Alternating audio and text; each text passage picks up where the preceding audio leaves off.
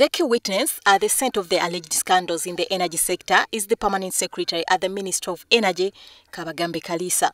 He was expected to show up before this probe committee to give his side of the story about the findings of the salary report on the energy sector, which squarely pinned him at the center of entering government into a bad agreement with a South African-based company, Umeme and Eskom, that has seen Uganda's taxpayer losing billions of shillings to these companies monthly. But to the surprise of the probe team, the embattled PS Kalisa declined to show up, claiming that he was on leave. He's on his official leave.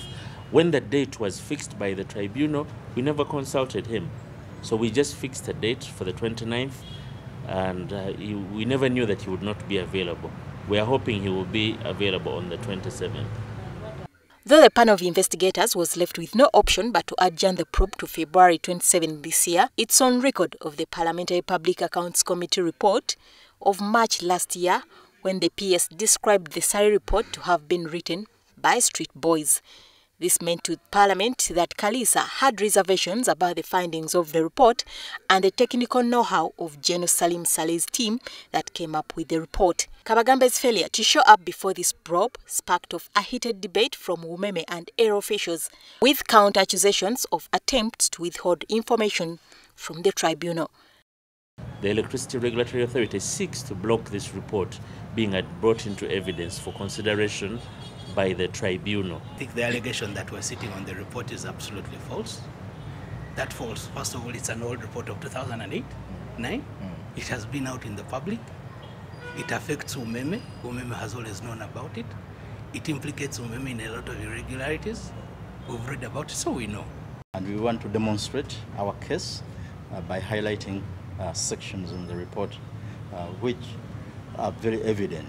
And it is, for the sake of justice, I think the tribunal should be availed of that report.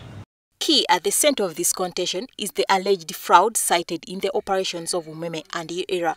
Had our revenue requirement reduced by some $10 million US. So that is as critical, which means that what we had planned to undertake using the requirement we submitted to the regulator cannot be fulfilled if the amount is taken out on account of a matter which is before the tribunal. Do you know of any business enterprise that takes free cash? Everyone takes the entitlement, and that's what the regulator has done.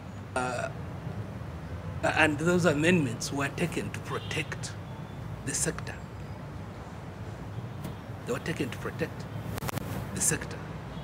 Umeme was making unjustifiable earnings to the detriment of the consumer.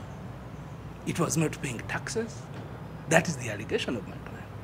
In 2013, the ad hoc committee of Parliament investigating Umeme came up with a report to Parliament suggesting that Umeme's contract be terminated for gross inflating of electricity tariffs in connivance with the Electricity Regulatory Authority.